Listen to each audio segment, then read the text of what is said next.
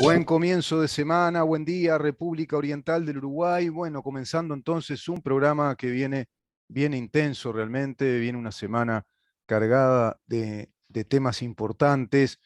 Venimos de algún modo recargados desde el fin de semana, reevaluando temas, revisando temas que van a ser de mucho interés para todos ustedes. Seguramente se van a enganchar muchísimo con el programa de esta semana. Ya de pique comenzamos con un tema muy delicado, muy delicado. ¿Qué pasó con el escrutinio del referéndum del 27 de marzo? ¿Qué pasó? Que cuando se empezó a ver números del escrutinio final, hay una diferencia de más de 8.000 votos a favor del no. Llegaron a decir, inclusive vedores de la Corte Electoral, integrantes directamente de la Corte Electoral, que siempre hay errores, pero que esta vez hubo horrores en cuanto al escrutinio de votos, y horrores vinculados a Montevideo y Canelones. Yo me entero que los veedores que están en las distintas mesas, que controlan los circuitos de votos de cada departamento, son partidarios, son de los partidos políticos. A veces uno tiende a pensar que ahí hay autoridades técnicas, imparciales. No, son representantes de los partidos. Y en Montevideo y Canelones, la mayoría son del Frente Amplio. La mayoría del Frente Amplio. De ahí que parece que se complicó el escrutinio, se enlenteció, como se dice ahora, se ralentizó el conteo. A mí me parecía extraño, lo conversaba ayer con un amigo. Entro a la página de la Corte Electoral y ¿qué pasó? Que quedó en el 99,76%, no se llega al 100%, faltan unos circuitos. Después en el recuento oficial de la Corte Electoral cambiaron los números respecto a ese escrutinio inicial que se nos dio a través de los medios de comunicación, donde la diferencia era mucho más exigua que la diferencia que se está viendo ahora. Era una diferencia muy acotada. Pero ahora vamos viendo que entre el no y el voto en blanco, que son los votos que ratificaron la ley, que refrendaron la ley de urgente consideración, tenemos que por el no votó el 49,9%, por el voto en blanco el 1,3%, esto da un total del 51,2%, y por el sí el 48,8%. Por lo tanto, la LUC gana por el 2,4%, lo cual equivale a unos 64.800 votos. Pero también me entero que falta el recuento de los votos observados. Yo pensé que ya estaban los votos observados. Incluso le comentaba con total, digamos, con categórica aseveración a un amigo, no, pero mirá que ya están contados los votos también observados. Y parece que no. Por lo tanto, si esta tendencia continúa, se puede inclusive ensanchar la diferencia, alargar, si vos querés, agrandar la diferencia entre los votos que ratifican la ley de urgente consideración y el voto por el sí. Y hay mucho acá para analizar, no viene ahora el caso hacerlo en materia de números. En materia de números, tomemos en cuenta que el 85% del total de los habilitados en el padrón electoral son los que votaron esta vez. El 85%. Por lo tanto, cuando hablamos de un 51,2% que ratifica la LUC y un 48,8% que pretendía derogarla, no estamos hablando del 51,2 ni del 48,8 del 100%. Pero siquiera estamos hablando del 51,2 o del 48,8%, del 92% que es el promedio habitual de votantes, es decir, quienes llevan adelante los comicios, quienes ejercen el voto cuando hay elecciones a nivel nacional. Por lo tanto, hay muchos elementos a tomar en cuenta como para no extrapolar con facilismo estos resultados respecto a una futura elección de acá a 2 años y 8 meses. Evidentemente hay mucha tela para cortar, hay mucho tema para analizar. Por lo pronto, la LUC fue ratificada por una mayoría importante de ciudadanos, por una mayoría importante de uruguayos. El 2,4%, te repito, que ahora va dando un conteo de 64.800 votos a favor de la LUC, en cuanto que la LUC ya fue definitivamente ratificada, es un hecho laudado, y queda simplemente un conteo final de votos observados y de 4 circuitos, que no sé por qué aún quedó ahí en ese stand-by todo esto. Aún si vos entrás a la página de la Corte Electoral, te vas a encontrar con que no está el 100% del escrutinio, sino un 99,76% de los votos están escrutados, están ya contabilizados por la Corte Electoral. Hecho laudado que la LUC es ratificada, felizmente ratificada para el país. Ya no te digo solo para el gobierno, para el país, felizmente ratificada. Esto le da estabilidad institucional a nuestro Estado, le da seriedad y credibilidad a nuestro Estado, por supuesto respecto a empresarios, empresas grandes, pequeñas, medianas, a nivel internacional, organismos internacionales y calificadoras. Es evidente que eso le da estabilidad y a su credibilidad, perdón, y a su vez le da estabilidad a nuestro funcionamiento como Estado. No se puede tirar abajo lo que se institucionalizó en varias áreas del Estado, en 8 capítulos fundamentales de la vida del país. No se lo puede tirar abajo a través del efecto derogatorio de un referéndum. Fue realmente una chanchada lo que hicieron. Fue realmente una jugada estratégica de desestabilización de un primer gobierno de coalición republicana que hace 2 años y 4 meses que está gobernando. Podés hacerle todas las críticas que quieras, acá las vamos haciendo también, al gobierno que está llevando adelante hoy por hoy a este país, que tomó el timón de ese barco. Y en muchísimos aspectos lo va haciendo muy bien. En otros aspectos, yo te diría que no. Y vamos a analizar en esta semana cuáles serían los aspectos en los cuales este gobierno tiene realmente que cargar las tintas de una actividad legislativa para que el país tome un rumbo, o por lo menos tenga la verdadera oportunidad histórica de tomar un rumbo hacia la democracia representativa y republicana. Te paso datos. Van a tener este gobierno, que no lo hizo en periodo de pandemia, donde pudo haber sido un momento clave para hacerlo, lo cual me indica a mí que no hubo voluntad política, tuvo que haberse planteado con seriedad un marco legal ordenador, regulador, que reconozca la actividad sindical de una vez por todas desde el punto de vista de una ley que organice y que regularice la actividad sindical como lo mandata el artículo 59 de la Constitución de la República. Yo creo que no alcanza con hacer una ley por personería jurídica. Es más, yo después se lo voy a plantear al doctor Luz, que va a estar con nosotros en calidad de constitucionalista, si acaso para regular la personería jurídica de empresas, por ejemplo, de cualquier empresa, o la actividad jurídica de sociedades civiles, fue necesario en el país legislar una ley pura y exclusivamente para la personería jurídica. No, hay un marco legal. El marco legal que tiene nuestro país para el sector empresarial, comercial, es el Código de Comercio y todas las leyes concordantes. Lo mismo para la actividad civil. Si querés inscribir una sociedad civil, tenés el Código Civil y las leyes concordantes. Y la personería jurídica es un capítulo dentro de todo lo que el Estado regula y reconoce en materia de actividad comercial y en materia de actividad civil. Está con nosotros el diputado Felipe Schipani en su columna de los lunes. Para nosotros un lujo que esté realmente el doctor para conversar respecto a un tema que tiene que ver con lo que comenzamos hoy diciendo en el programa. Horrores, dicen algunos integrantes de la Corte Electoral, Felipe, respecto al escrutinio vinculado al referéndum del 27 de marzo. Está apagado tu micrófono, ahora sí. Horrores llegan a decir. Y hay diferencias que se empiezan a notar más grandes a favor de la LUC.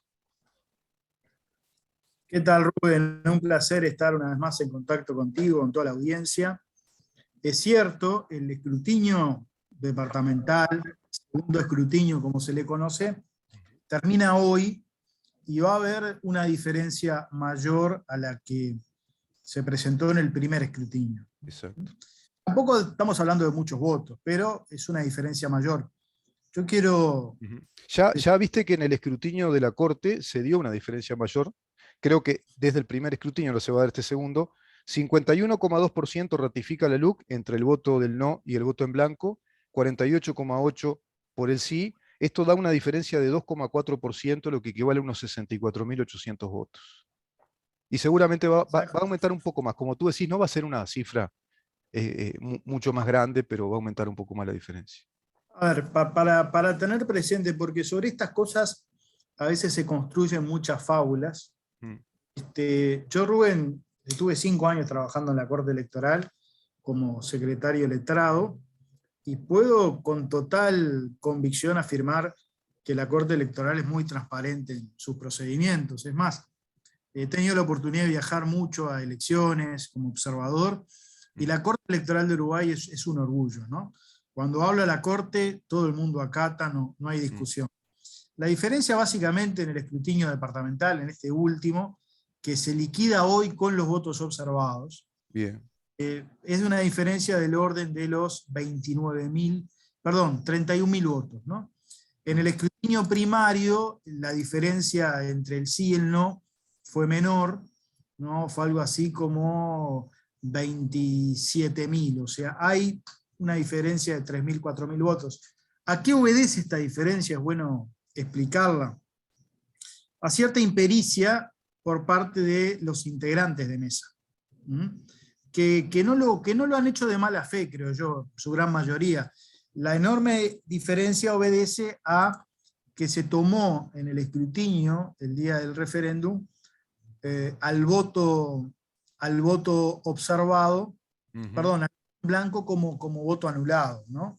Y hay un matiz allí de diferencia, ¿no? Entonces, por eso la opción del no ha ganado terreno de cara al referéndum. Pero bueno, hoy se termina y yo creo que Sí, va... mirá, disculpame, Felipe, tengo los números acá de ese escrutinio.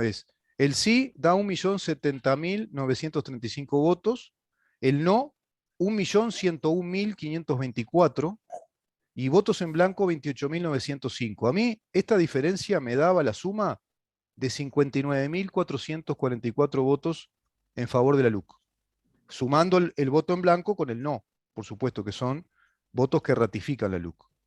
Pero queda lo que tú decís ahora, quedan los votos observados todavía en este segundo escrutinio, y es el escrutinio que viene de departamento por departamento, además, ¿no? Exacto, sí, sí.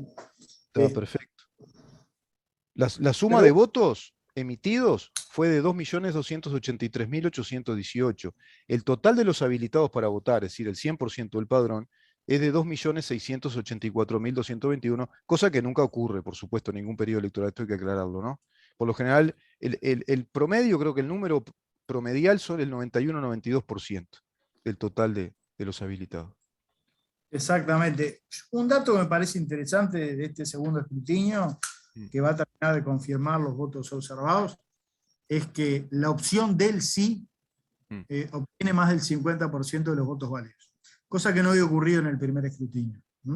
Porque uno de los análisis que yo escuché fundamentalmente de parte de Oscar Bottinelli es que ninguna de las opciones había llegado al 50% de los votos válidos. Bueno, por muy poco, 50,2, 50,3, la opción del sí se impuso. El no. Del no, perdón, del Del no se no. impuso. Y ese me parece un dato interesante Sí. para el Sí, análisis. ¿sabés cuánto le da al no? Le va a dar un 50,2 más o menos. Claro, sí, sí. Sí, un 50,2. Y creo que el voto en blanco se mantiene en el 1,3. Esa va a Sí. ser la diferencia final, me parece. Un número importante de votos anulados, ¿no? Sí, Atípico para un las 3 elecciones. atípico, un 3,7%. Sí. Exacto, exacto. Ahora, y te pasamos al tema más. No, este tema es sustancial también, no cabe duda. Pero yo creo que este voto en blanco no es extrapolable a un voto en blanco de elecciones nacionales, como las que vayan a venir. Claro que no, No, no, no pues un es. voto en blanco.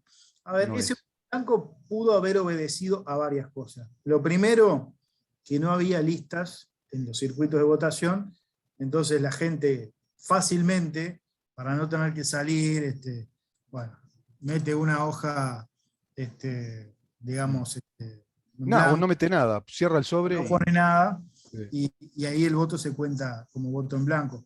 Y después mucha gente que puede tener alguna visión crítica sobre el gobierno, sobre la marcha del gobierno, pero entendía que esta era una herramienta importante justamente sí, para sí. poder seguir gobernando. Entonces es un apoyo crítico. Pero Yo te apoyo diría, yo te diría que tiendo más a pensar que en un 80% al menos es un apoyo crítico al gobierno. Es un votante de la coalición, ¿eh? Es el votante de la coalición que da digamos, manifiesta una actitud crítica para con el gobierno apoyando la ley, ¿no? La ley está fuera de discusión, la ratifican y hay un voto crítico, digamos, una tarjeta amarilla al gobierno por otros aspectos, ¿no? Que cierta parte de la población de votantes de la coalición le están exigiendo al gobierno que legisle y bueno, que produzca cambios. Me parece a mí, se me ocurre. Y por supuesto el componente que tú decís. Quiero también cerrar este comentario sobre la Corte Electoral diciendo de que es una garantía la Corte Electoral en el país. Y incluso es un modelo a nivel del continente. Y otra cosa a destacar, a ver si estoy en lo cierto, cuando hay elecciones a nivel nacional, o en este caso como hay referéndum, no tenemos observadores internacionales. Vienen simplemente delegados hasta para aprender la metodología y el sistema electoral que tenemos. ¿Es así? exactamente, sí, sí, en Uruguay no está prevista la presencia de observadores internacionales. Claro. Y esto básicamente por la sencilla razón que no necesitamos los observadores. ¿Cuál es la función que cumplen los observadores en otros procesos electorales de otros países? Bueno, es legitimar el proceso. Claro. En Uruguay hay tanta confianza, afortunadamente, en la Corte Electoral, que no es necesario que venga nadie de afuera a legitimar el proceso electoral. Hay visitantes, sí, hay gente, como tú decías, que viene a acompañar el proceso. Hay mucha gente de organismos internacionales que todas las elecciones viene, aprende muchas cosas. Sí, nuestro sistema electoral realmente quizás no lo valoramos del todo. La Corte Electoral no es valorada del todo, fundamentalmente en las instancias presupuestales, pero eso es un organismo que a lo largo del tiempo, incluso en los peores momentos, ¿no? En el plebiscito 80, en el plebiscito dio garantía siempre, y es un orgullo de nuestra democracia. Sí. Y bueno, y es quien en definitiva, cuando aparecen los resultados, todos acatamos lo que dice la Corte. Nadie discute a la Corte Electoral. ¿Puede haber errores como hubieron en este referéndum? Sí, los puede haber, pero el sistema es muy garantista. Hay un segundo escrutinio, ¿no? En donde allí sí especialistas que son funcionarios electorales abren cada urna en cada rincón del país, se cercioran que lo que establece el acta coincida con los votos, se revisa cada voto anulado, cada voto en blanco, están allí los delegados. Claro. Es un sistema sumamente garantista. Sí, realmente hay que hacerle un homenaje a los que crearon este sistema electoral, que es la famosa Comisión 25, ¿no? Presidida por Andrés Martínez Trueba. Exacto. Esa Corte Electoral que, como tú decís, se convirtió en la máxima garantía democrática del país. Es incuestionable, es muy garantista, se da este recuento minucioso a través de técnicos ya, que van revisando todos los votos. Bueno, lo vimos cuando la elección nacional, cuando Martínez no reconocía la derrota electoral y se dio ese recuento de votos, que es el segundo escrutinio, voto a voto, y tuvimos los uruguayos que esperar una semana, que es lo que más o menos dura ese recuento, con todas las autoridades y con todos los delegados de todos los partidos políticos, ¿no? Es una garantía absoluta. Se pasaba muy seguido por televisión las imágenes de todas las urnas en el conteo, en la sede central de la Corte Electoral. Bien, hay que decir que la Corte Electoral uruguaya es muy peculiar, muy particular como sistema electoral. Hay muchos sistemas electorales, son complejos. El derecho electoral en sí es complejo. La Corte Electoral reúne 3 actividades y en otros países no se da. Es decir, la Corte Electoral es la que lleva a cabo los registros de todos los ciudadanos en la parte administrativa, registro de quienes están habilitados, quienes no. Además de todo ello, de llevar ese registro y esos padrones, también lleva adelante la logística del sistema de elecciones, es decir, se hace cargo de las urnas, del montaje de los circuitos, de los cursos preparatorios para cada periodo electoral, para tener sus representantes en las mesas, los delegados, presidente de mesa, los distintos veedores de los distintos partidos políticos. Y a su vez es la que cuenta los votos después.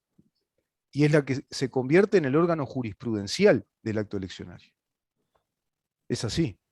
Totalmente, y es atípico, te diría, en relación a otros países de nuestra América Latina, en donde hay un organismo especializado en la organización del acto, y otro organismo que tiene a su cargo todo lo que son las decisiones judiciales en torno a los recursos y a la anulación del posible acto, en fin.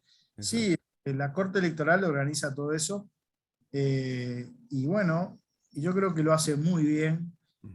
Es una institución que va a cumplir ahora en el 2024 100 años de vida, que surge justamente de la Constitución del 17 y de esa fenomenal ley del 9 de enero de 1924, que es la ley de elecciones que crea la Corte Electoral.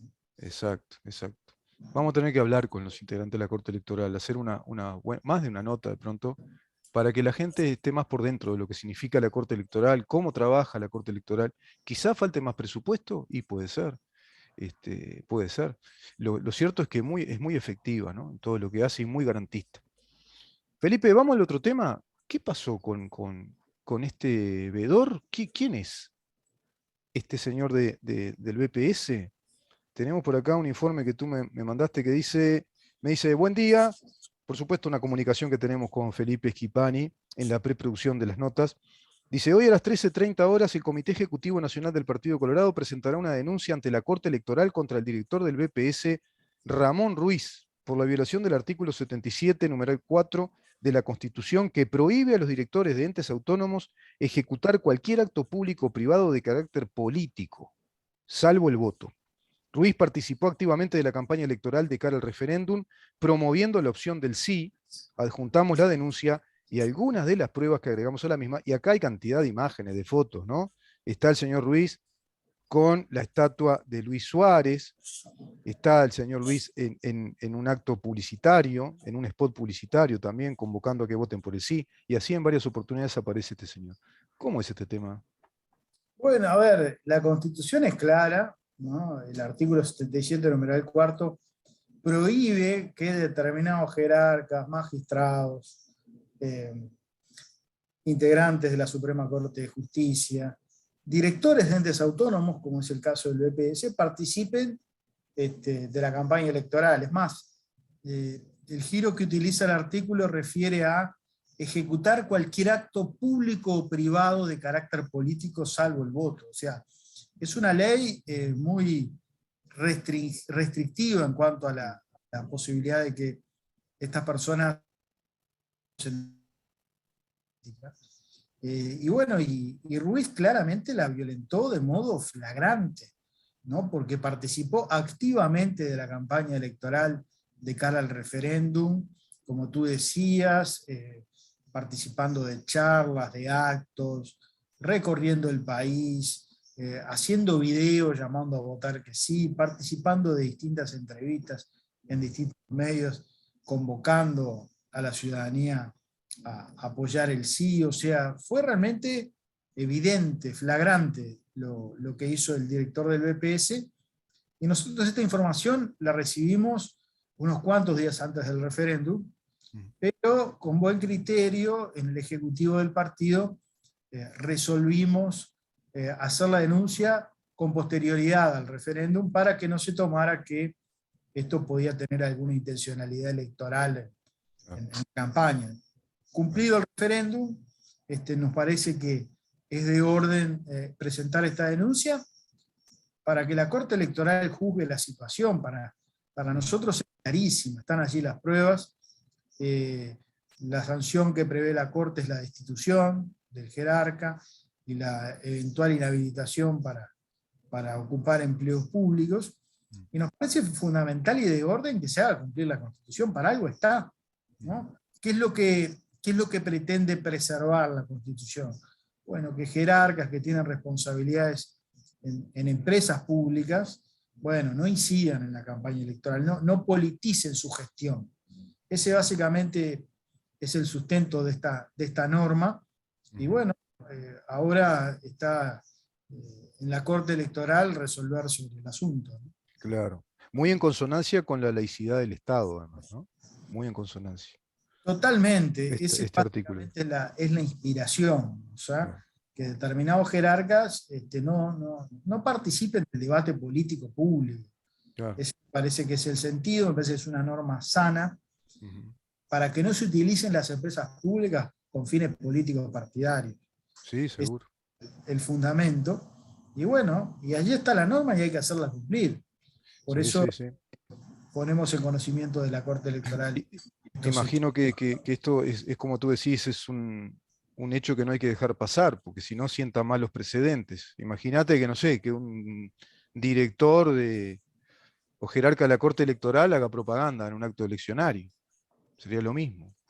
Totalmente. Voy al ejemplo más duro, ¿no? Pero cualquier empresa del Estado es simplemente un organismo público que tiene que prestar un servicio eminentemente técnico, un servicio profesional, no tiene por qué involucrar a ningún director y autoridad en campañas proselitistas. Este sería el caso. ¿Hay más o es el único? ¿O han descubierto, tienen noticia, hay rumores de otros casos? Este es evidente, ¿no? Porque además lo publicó en sus propias redes. O sea que no Claro. disimuló en ningún momento lo que estaba haciendo. Yo no tengo conocimiento de otras situaciones. Capaz que alguien leyó el artículo 77 y se aguantó en el molde. Se ve que Ruiz no se dio cuenta de leer el artículo 77, numeral 4 de la Constitución. Bueno, pero no lo Bueno, leía. Bueno, vos fíjate, Felipe, que el expresidente de la República, Tabaré Vázquez, no leía la Constitución. ¿Vos te acordás cuando le preguntaron una vez a quién querría como fórmula presidencial, como vicepresidente? Dijo, yo quisiera otra vez tener a Astori de vicepresidente. No sabía que la reelección no existe en el país, porque había sido vicepresidente, ¿no? claro, claro. Yo creo que las normas están para ser cumplidas. De lo contrario, deroguemos esos artículos de la Constitución, modifiquemos la Constitución, pero mientras siga vigente hay que respetarla, porque si no se transforma en letra muerta, ¿no? Que Por hay eso, aspectos que, hay zonas en las que está bastante letra muerta. Después, en su momento vamos a hablar. Mirá que hay partes que no se están respetando en la Constitución. Y que está bueno tomar los artículos, leerlos, sobre todo vinculado al Poder Judicial. Ahí hay temas que no se están respetando. Que sé que ahora viene, creo que un proyecto de ley que está de la mano, yo no sé si de su vía, de modificar el proceso penal, ¿no? El Código de Proceso Penal. El juez de garantía se perdió allá en la historia, con el sistema acusatorio fiscal. Felipe, bueno, me parece que este era un tema. ¿Y qué pasa con FENAPES? No nos va a dar el tiempo, pero ¿estaba hoy la comisión? ¿Retomaban ustedes el tema de FENAPES? hoy hay sesión de la comisión investigadora, van a comparecer algunos directores de liceos.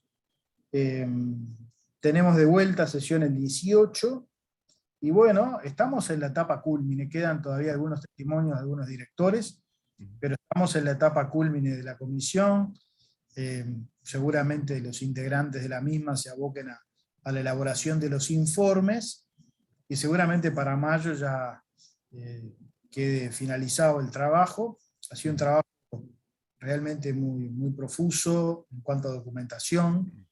Hay miles de fojas que por estas horas estamos analizando para elevar al plenario de la Cámara un informe contundente donde quede manifiesto el abuso que hubo por parte de la cúpula de FENAPES en lo que tiene que ver con las licencias irregulares.